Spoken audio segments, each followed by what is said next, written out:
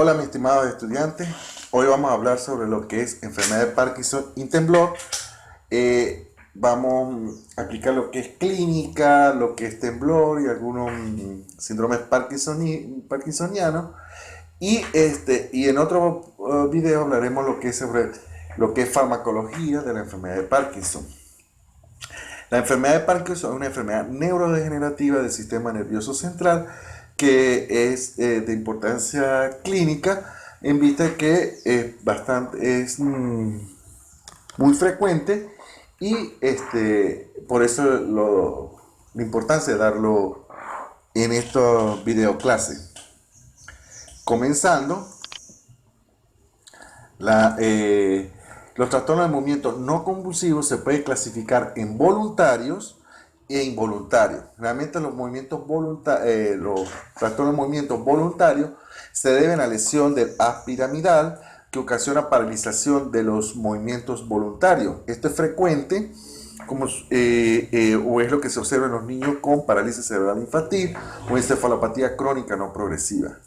En los trastornos de movimiento no convulsivo involuntario se debe a una lesión del haz extrapiramidal que interrumpe los complejos circuitos motores entre la corteza cerebral, los ganglios basales, el tálamo, el tronco encefálico, el cerebelo y la neurona motora inferior.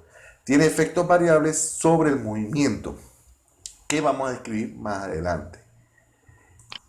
Estos trastornos de movimiento no convulsivos también se pueden clasificar en síndromes discinéticos, acinéticos rígidos y otros trastornos de movimiento con otros movimientos como la estereotipia.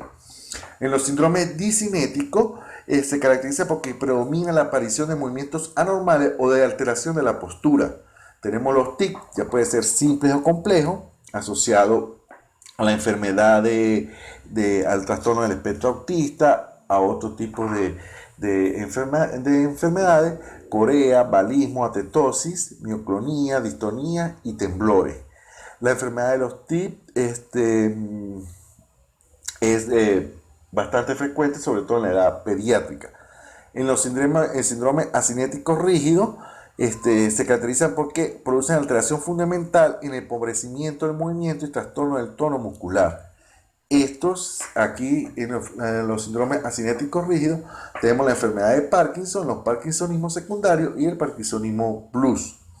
Hay otros trastornos de movimiento como son las estereotipias que son movimientos repetitivos.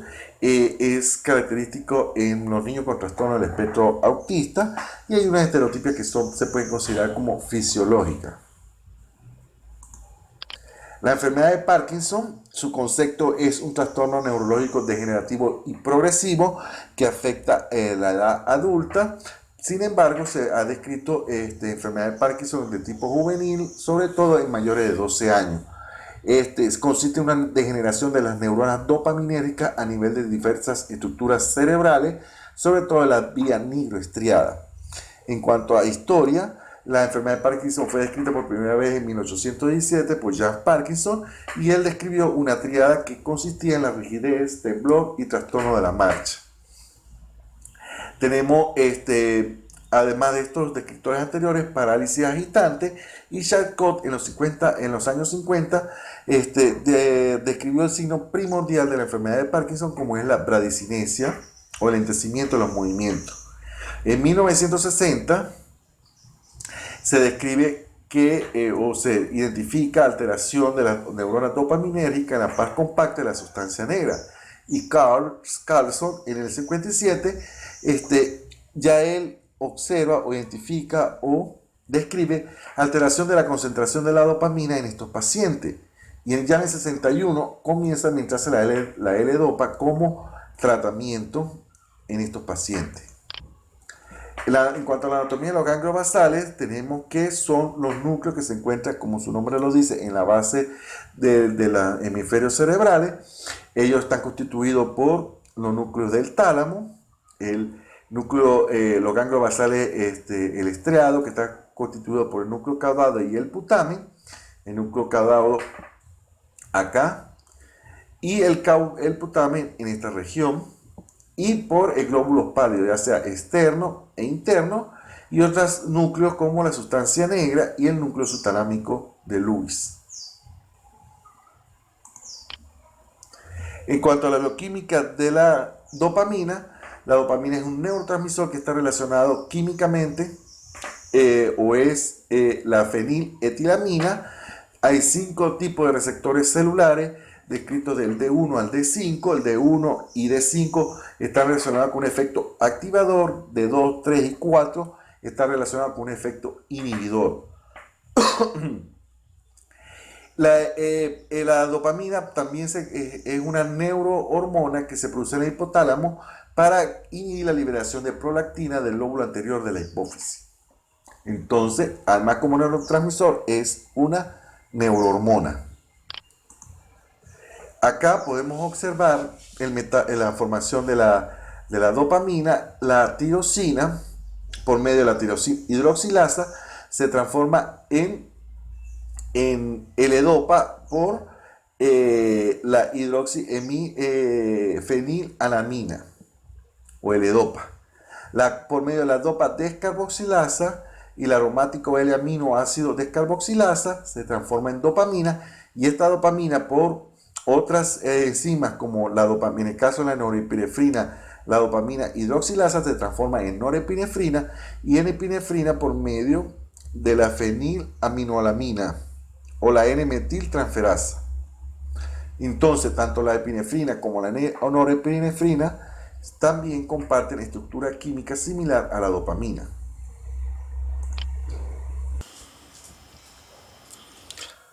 Ahora, en este esquema podemos ver o podemos observar que entre el potencial de acción hay una despolarización con la entrada de sodio y de calcio de la célula presináptica, lo cual hace que haya degranulación de la dopamina en el espacio sináptico.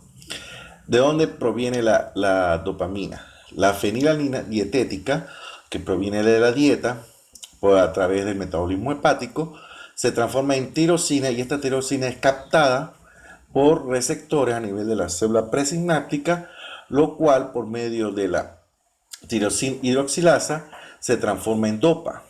Esta, por medio de una enzima que es la aminoaromática descarboxilasa, se transforma en dopamina, y la dopamina es transportada por medio de esta vesícula o vesícula transportadora de dopamina hacia la región presináptica para por medio de la excitación, por medio ya sea por la polarización o el potencial sináptico, sea vertida o se aplique, o sea, se introduzca en el espacio sináptico.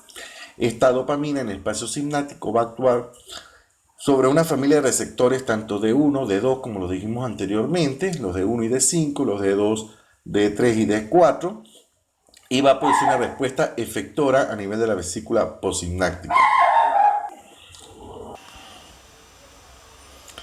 Continuando, como ya les había dicho, la dopamina actúa sobre los receptores postsinápticos, y esta dopamina va a tomar 2 vías, una para la recaptación, ¿verdad?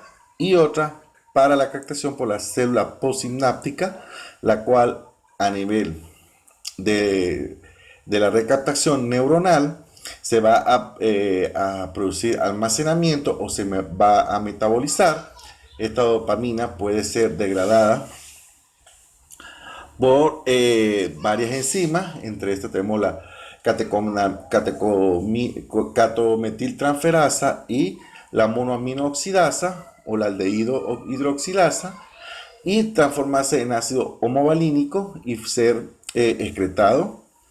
Y a nivel postsináptico, esta dopamina que es captada puede ser metabolizada por el catecolmetiltransferasa para transformarla en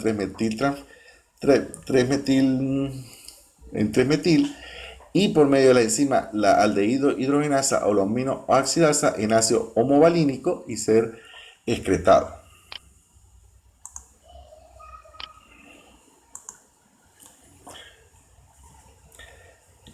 Como dijimos anteriormente, la dopamina es inactivada, reingresa por medio de un transportador de dopamina, y puede ser degradada a nivel presináptico o postsináptico por la catecolmetiltransferasa o la COM y la monoaminooxidasa o la MAO. Y la que no es degradada es envuelta en vesícula para su reutilización. Acá podemos observar cómo las vesículas presignáticas son degranuladas y vamos a ver el ejemplo de cómo por lo menos hay unas drogas como la cocaína que actúa en el transportador de dopamina bloqueado por la cocaína, lo cual inhibe su recaptación, lo que hace que quede más dopamina a nivel del espacio presignático, estimulando el espacio possignático, produciendo su efecto, aumentando la intensidad del efecto de la dopamina. Como podemos observar, la dopamina tiene diversas funciones a nivel del sistema nervioso central, presenta o actúa a nivel del comportamiento, la cognición, actividad motora, motivación, también interviene en la regulación de la lactancia, sueño, humor, atención, y es importante o sea implicado en la presencia de trastorno de aprendizaje o dificultad del aprendizaje.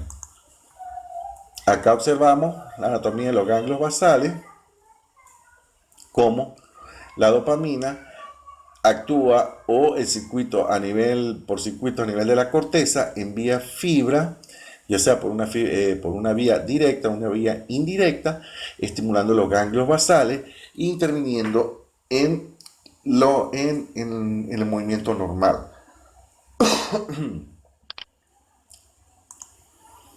Acá en la fisiología podemos observar, este es un circuito que aunque trata de explicar lo que es el movimiento, cómo se produce el movimiento en las personas, no explica totalmente todas las características, sin embargo es un esquema bastante didáctico.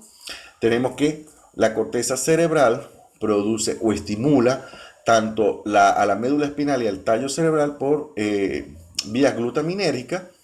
Ella también puede estimular el cuerpo estriado y la paz compacta del núcleo subtalámico. Acá se observa que esta es la vía directa que actúa sobre el núcleo subtalámico, produciendo dopamina en la paz compacta del núcleo subtalámico, de la sustancia negra, perdón, disculpe el error, de la sustancia negra, estimulando el cuerpo estriado. Entonces lo puede hacer por vía glutaminérgica, puede estimular también por la producción de la paz compacta de la sustancia negra, que produce dopamina, estimula los receptores de dopamina en el cuerpo estriado, tanto D1 como D2. Los D1 son estimulantes, los D2 son inhibitorios y puede obtenerse varias vías. Acá la ACH o la acetilcolina también se ha implicado en la génesis de este circuito, que veremos más adelante. Sin embargo, pues su mecanismo no está bien descrito. Ahora, toman dos vías, la dopamina, la estimulación de dopamina. Si actúan en receptores D1 estimulante, ella va a estimular con el GABA, los glóbulos pálidos internos y la paz de la sustancia negra, lo cual tiene vías GABAérgicas hacia el tálamo, hacia el núcleo ventroanterior y ventrolateral del tálamo.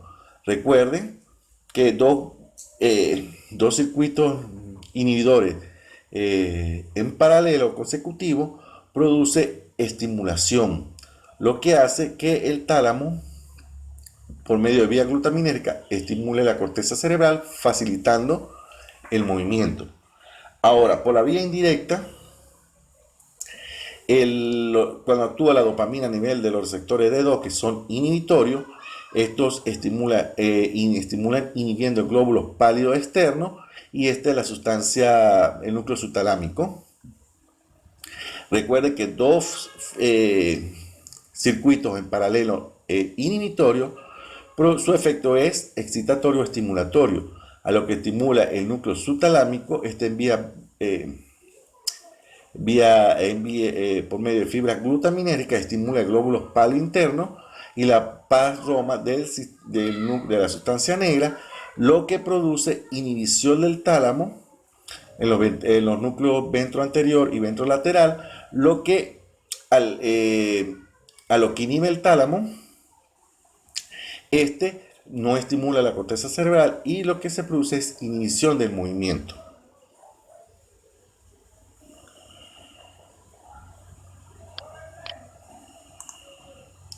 Ahora, ¿qué pasa en la enfermedad de Parkinson? Que se altera estas vías, hay una generación de las neuronas dopaminérgicas, por lo cual las flechitas en negro son estimulatorias, lo que hace que la vía indirecta no se estimule, lo que no hay o lo que no inhibe el movimiento, y la vía directa sigue estimulando, lo que facilita el movimiento, por eso hay un desequilibrio.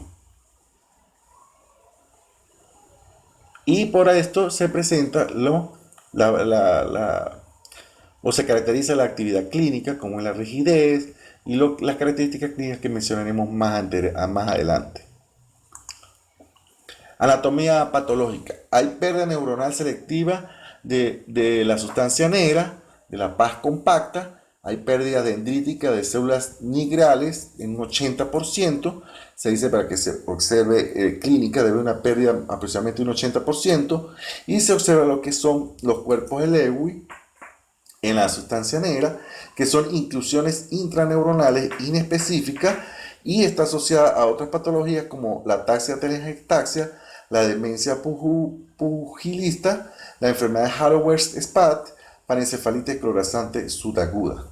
Por eso que en esta enfermedad se puede presentar síndrome de Parkinsonismo o el Parkinsonismo secundario.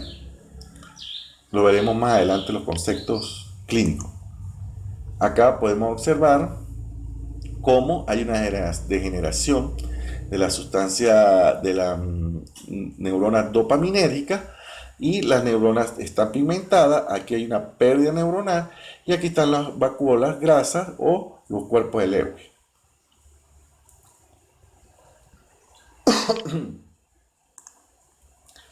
Ya esto lo mencioné anteriormente en la fisiopatología, en lo que se caracteriza la enfermedad de Parkinson. Entonces, para repetir, la vía directa estimula el movimiento, la vía indirecta frena el movimiento o lo regula. Cuando se afecta o hay pérdida de estas neuronas dopaminérgicas, hay una pérdida de este equilibrio, hay pérdida de este equilibrio, lo cual se produce o se observa las características clínicas del paciente. En cuanto a la epidemiología, hay una inespecificidad de los estudios. Se reporta una incidencia de aproximadamente entre 4.5 y 21 por cada 100.000 habitantes. Esto va a depender de los países que llevan estadística. Se observa como una de las causas en el fallo diagnóstico es la dificultad para diagnosticarla, sobre todo en las fases iniciales, porque la fase inicial es muy inespecífica. Hay una influencia también en edad, sexo y raza. En cuanto a edad, pues mayores de 50 años, predomina en el sexo masculino, sobre todo en raza blanca y en los países industrializados como Europa y Estados Unidos. Aunque esto es muy subjetivo, sin embargo, porque estos países, aunque ellos llevan un sistema de registro mejor que los países latinoamericanos, por eso puede ser que se observe mayor incidencia en esto. Es como puede ser una causa. En cuanto a la etiología y la patogenia, hay una hipótesis genética y una hipótesis ambiental. Genética, se ha observado que en parientes se observa una incidencia de 1 por cada 20 cuando hay un solo pariente afectado. Cuando hay 2 parientes en la familia, esta incidencia aumenta de 1 por cada 5 personas. Se ha asociado con anomalía de cromosoma del brazo corto, del cromosoma 21 y 23, y se transmite por herencia autosómica dominante y recesiva y por herencia mitocondrial. La teoría ambiental se dice que hay reacciones oxidativas, generación de radicales libres, pero oxidación lipídica de la membrana, muerte celular programada, hay un desequilibrio enzimático por múltiples causas. Las manifestaciones clínicas, al inicio es muy inespecífica, como lo dije anteriormente, puede tardar un periodo de 10 a 15 años. Su característica o su diagnóstico se va de acuerdo a la evolución en el tiempo del curso clínico de la enfermedad. Al su inicio puede caracterizarse por astenia, mialgia asimétrica y pues el signo puede comenzar con rigidez, temblor en reposo, bradicinesia o lentitud en las respuestas, de las respuestas cognitivas, alteración de los reflejos posturales y sobre todo este es el signo cardinal. Otro sistema que pueden estar afectados es la neurona del locus ceruleo, neuronas de la aceticolina del pedúnculo pontino, neuronas dopaminérgicas mesolímbicas y mesocorticales que tienen que ver con la cognición y por eso su compromiso sistémico. Acá observamos cómo se comienza con una alteración, una inestabilidad postural, propulsión o la impresión de impulsarse hacia adelante con rigidez, cambios posturales,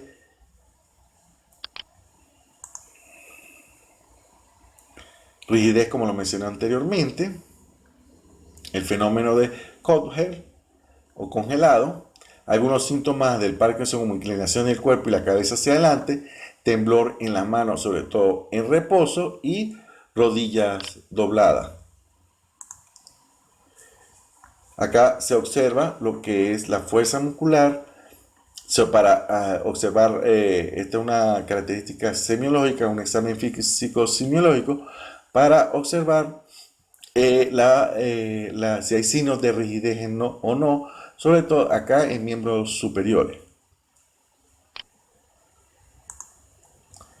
El temblor es el signo característico, es progresivo y asimétrico.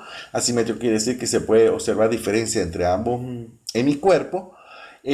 Puede afectar miembros y otros segmentos corporales y generalmente el más frecuente el tipo de temblor.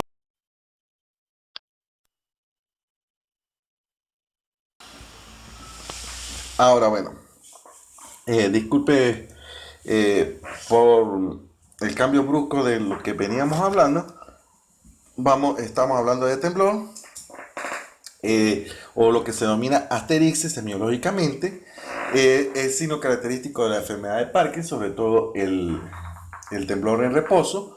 El temblor generalmente o asterixis es progresivo y asimétrico. Asimétrico, como dije anteriormente, puede ser diferente en los miembros, en mi cuerpo, puede afectar miembros y otros segmentos corporales y puede ser los tipos de temblores en reposo, postural, acción o intencional. Reposo cuando el paciente está en reposo sin una actividad y se observa el temblor.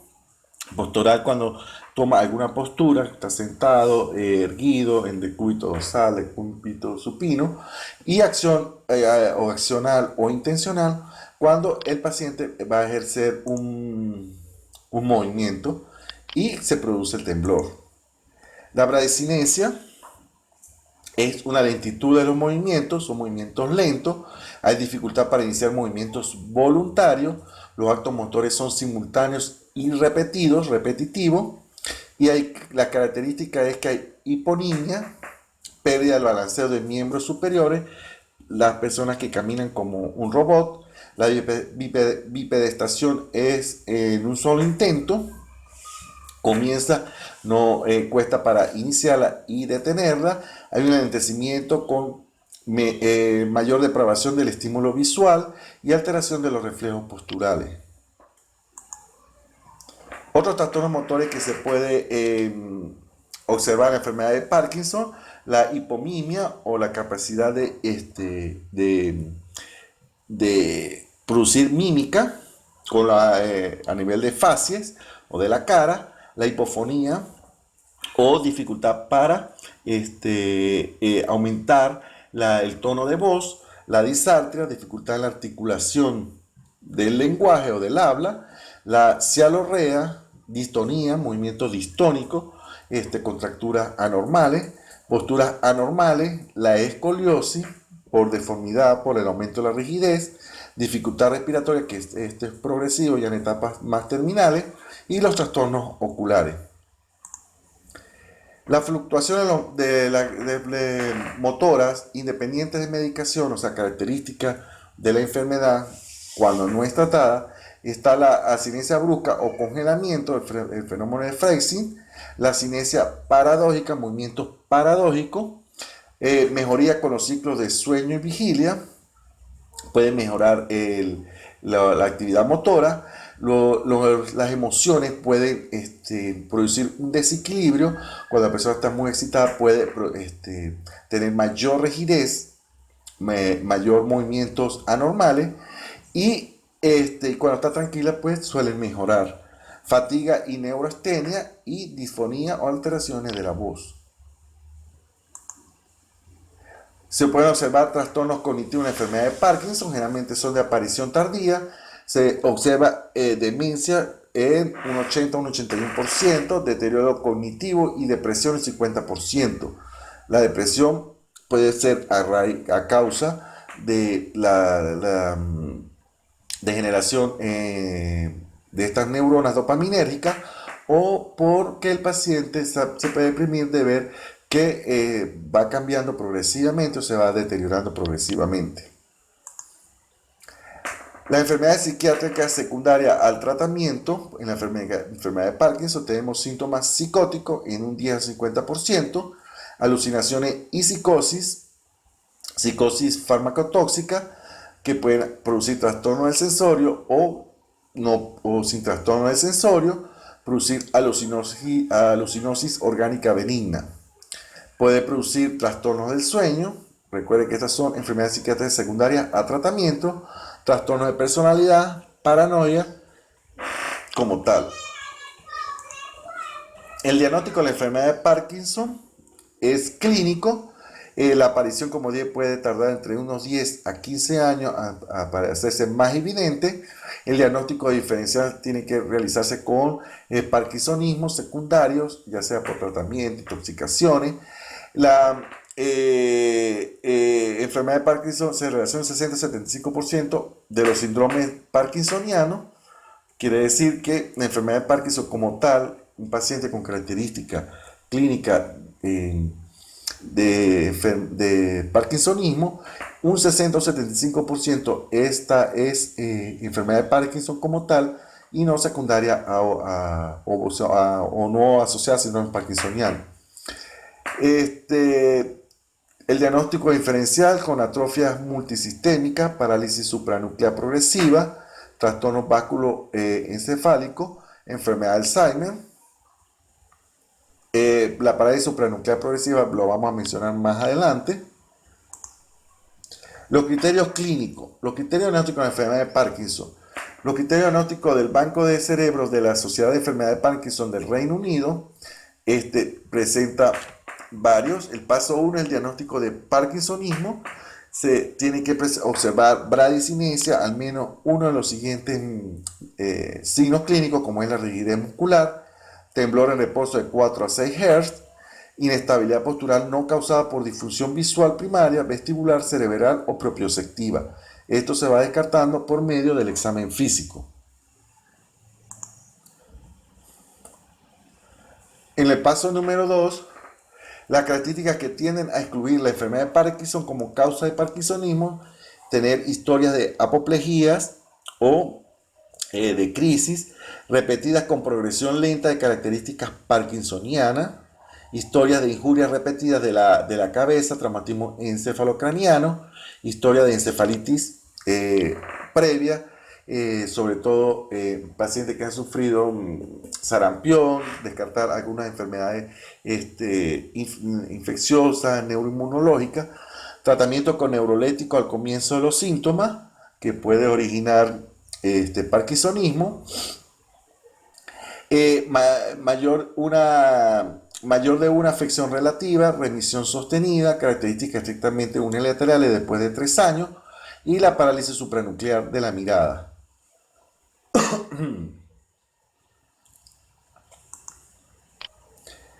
Otro de los signos es los signos cerebelares, compromiso autonómico severo temprano, demencia severa temprana con disturbio de la memoria, lenguaje y praxis, el signo de Babinski, presencia de un tumor cerebral o hidrocefalia comunicante por neuroimagen, respuesta negativa a grandes dosis de levodopa y exposición a la 1-metil-4-fenil tetrahidropiridina o el MPTP. Como dije, estos son signos en el paso 2 que son características que tienden a excluir la enfermedad de Parkinson como causa de parkinsonismo. Pacientes que hayan tenido antecedentes de consumo de drogas o que tengan una alteración estructural.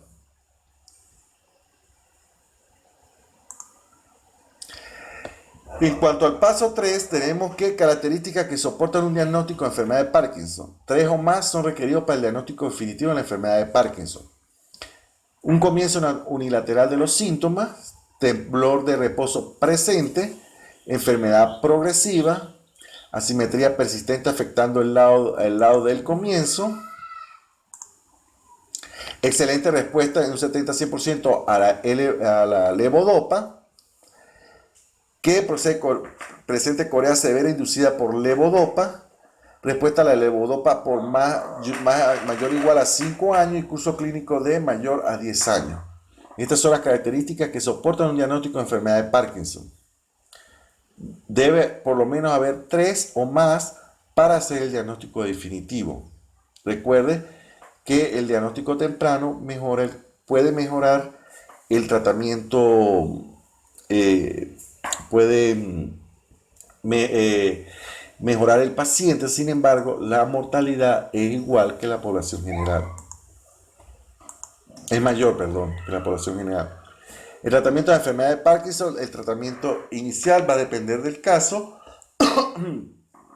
y se debe discutir en conjunto con los especialistas que valoren al paciente.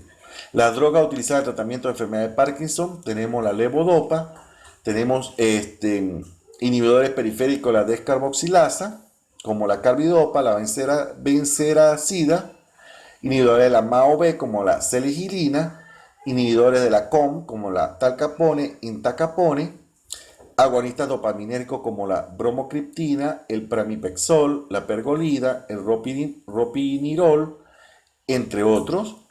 Anticolinérgicos, recuerde como vimos en la génesis en la descripción de los circuitos neuronales, la presencia de acetilcolina que no está actualmente bien claro. Y tenemos inhibidores de la recaptación de dopamina, antagonistas de glutamato como la mantadina. Los estadios de evolución de la enfermedad de Parkinson. Generalmente, en el inicio de la enfermedad que comienzan los síntomas, hay una fase presintomática. Posteriormente se presenta un estadio inicial. Se puede iniciar tratamiento. Posteriormente se pueden observar complicaciones motoras, tanto ya sea por propio de la enfermedad o secundarias al tratamiento. Las complicaciones psiquiátricas, deterioro cognitivo y otras en estados más avanzados. Los trastornos autonómicos, inestabilidad postural y manifestaciones que no responden a levodopa como imantación de la marcha. Los posibles mecanismos de acción de fármacos que con supuesta actividad neuroprotectora en la enfermedad de Parkinson, tenemos fármacos que actúan en el metabolismo mitocondrial como la coenzima Q10, antioxidantes como la vitamina E, el ácido ascórbico, antiapoptóptico como el agonista dopaminérgico y antagonistas de los receptores NMDA de glutamato para la mantidina.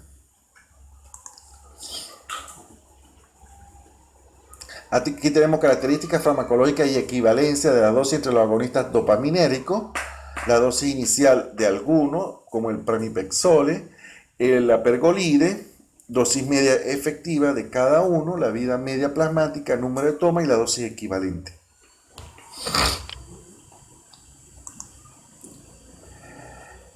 ¿Cuál es el tratamiento no farmacológico? Primero, educación, psicoterapia, fisioterapia, logoterapia para mejorar, para tratamiento del lenguaje, terapia ocupacional. Posteriormente, si no hay incapacidad funcional, se puede seguir con este tratamiento no farmacológico. Si hay incapacidad funcional, se debe comenzar con el tratamiento farmacológico. Ya hablamos de seligilina, rasagilina, mantadina, anticolinérico. Si se observa incapacidad leve, usar agonistas dopaminéricos. Si hay incapacidad moderada o grave, usar levodopa. Si la respuesta es insuficiente para ambos medicamentos, y ahí se observa deterioro motor, combinar levodopa más agonistas dopaminéricos.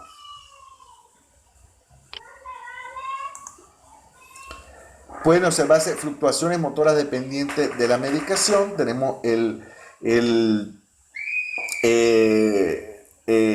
fenómeno de luna de miel, que es que se observa ausencia clínica o se observa mejoría clínica de los síntomas en un periodo de 2 a 5 años. Se puede observar 50% de fluctuaciones y tener en cuenta lo que son los periodos on y periodos off de la enfermedad. Periodo on o activación, donde se observa periodos de mejoría y periodos de exacerbación o presencia de movimiento, y fenómenos cíclicos como el fenómeno on-off.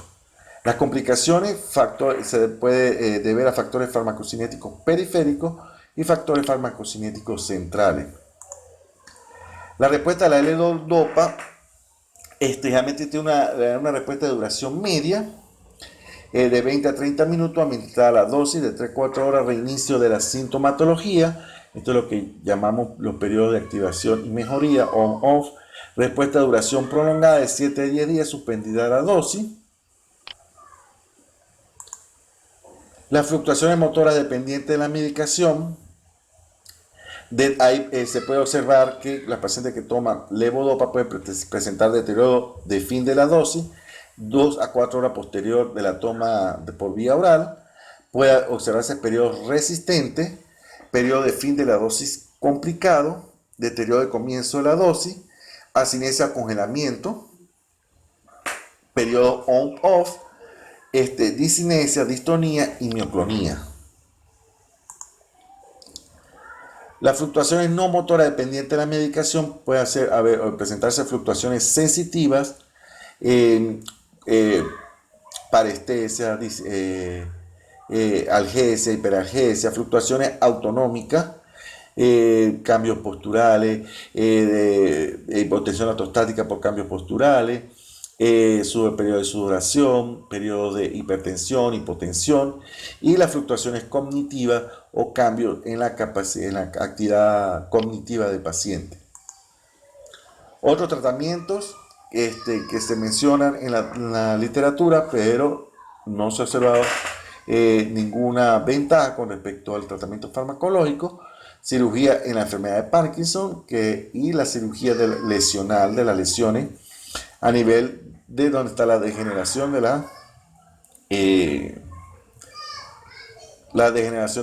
la neurona dopaminérgica, estimulación cerebral profunda y trasplante de sustancia negra fetal. Algunas de estas en experimentación todavía no hay unos esquemas terapéuticos establecidos. En cuanto al parkinsonismo, tenemos síndromes clínicos caracterizados por déficits motores específicos, como el característico temblor en reposo, asinesia o bradicinesia, rigidez, inestabilidad postural. Dos criterios de esto hacen el diagnóstico de parkinsonismo. Recuerden que dijimos que aproximadamente un 60 o 75% de los parkinsonismos son enfermedad de Parkinson.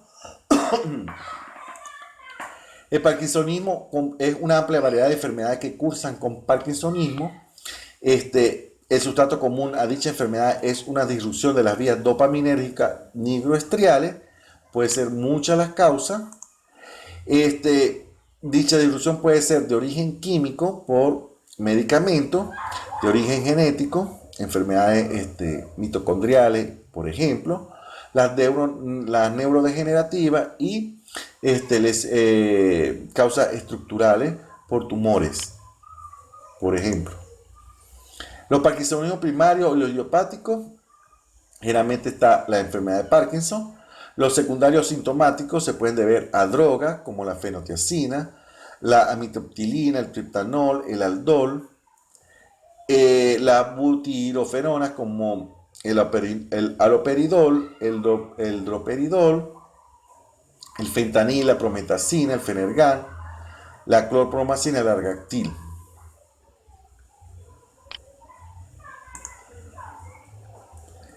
Parkinsonismo, la etiología, las drogas, la benzamida, la metoclopramida que se usa mucho para el vómito puede dar un parkinsonismo, sobre todo en niños por intoxicación.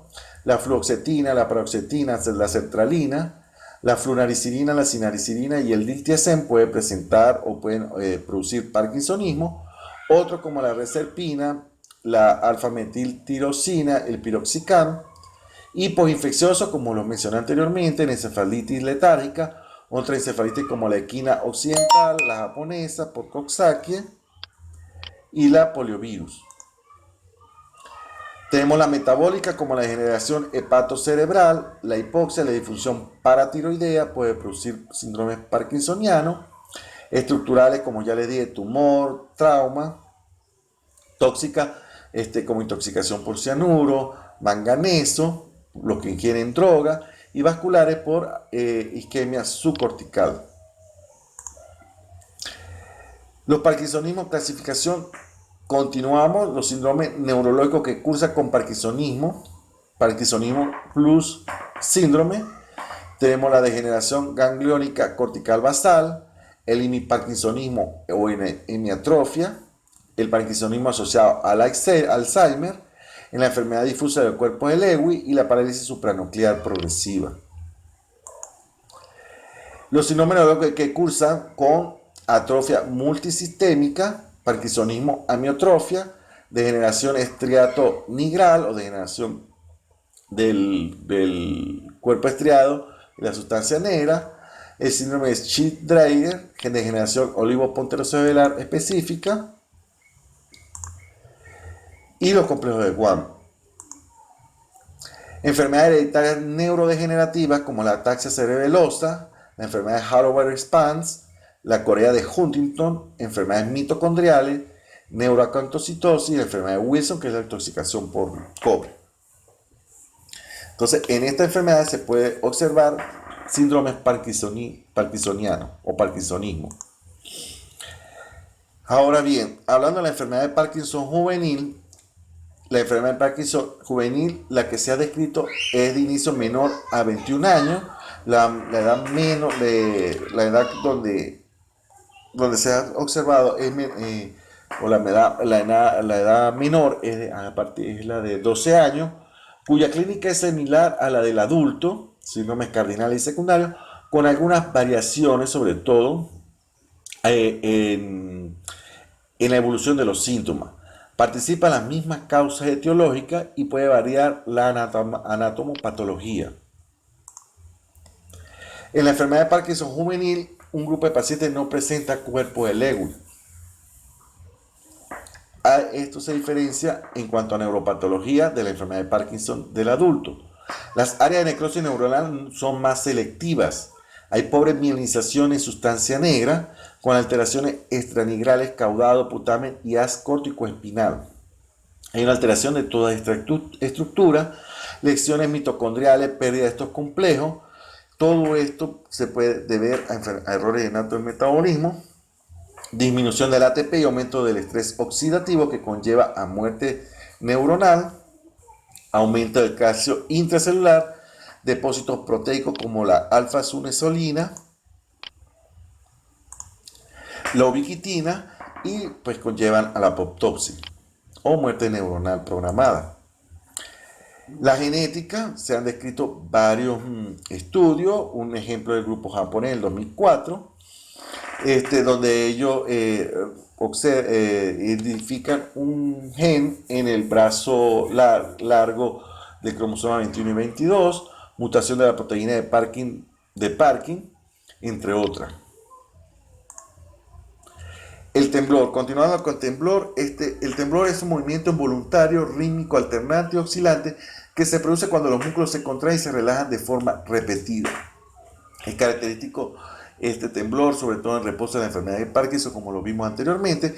Sin embargo, hay otro tipo de temblores que se relacionan o de tipo hereditario. Los temblores se clasifican según la lentitud o rapidez del temblor, el ritmo, dónde y con qué frecuencia se produce y su gravedad. Esto porque hay temblores que son más frecuentes en personas con ansiedad, con estrés postraumático. La característica dominante del temblor o la asterixis, como lo dije anteriormente, es su ritmicidad. Hay oscilaciones rítmicas alrededor de un punto central que involucra una o más partes del cuerpo, ya puede ser a nivel de miembros superiores, sin embargo se puede observar en miembros inferiores. Y es importante distinguir este temblor semiológicamente si es en reposo postural o de actitud o de acción. El temblor puede ser primario, temblor fisiológico, temblor esencial, y secundario a medicamentos inducido por enfermedades, inducido por medicamentos, enfermedades metabólicas, entre otros. Los temblores de acción es generalmente el temblor que se observa cuando se realiza un movimiento. Generalmente el paciente va a realizar un movimiento y comienza a presentar oscilaciones. Es mucho más identificable generalmente en miembros superiores. El temblor de reposo, como lo describimos en la enfermedad de Parkinson. El temblor esencial, que no es constante. El temblor de las personas mayores o seniles en familia.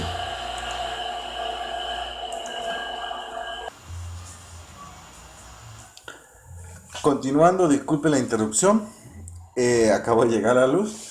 Bueno, entonces describimos los temblores y por último teníamos pendiente de describir los temblores esenciales que ocurren en familia. Por eso es muy importante cuando llega un paciente y el niño, que es mi especialidad, interrogar si alguien más en la familia lo presenta, cómo es la ritmicidad, característica, orden de aparición, más que todo a qué hora del día, y si está asociado a una actividad del niño. El temblor de intención. El temblor de intención es característico en la enfermedad del cerebelo de sus vías de conexión. También es característico en la esclerosis múltiple, en el ictus o en los pacientes con alcoholismo crónico. Es más lento que el esencial e implica movimientos amplios y toscos. El temblor de intención, que es con la intención del movimiento, cuando se planifica el movimiento.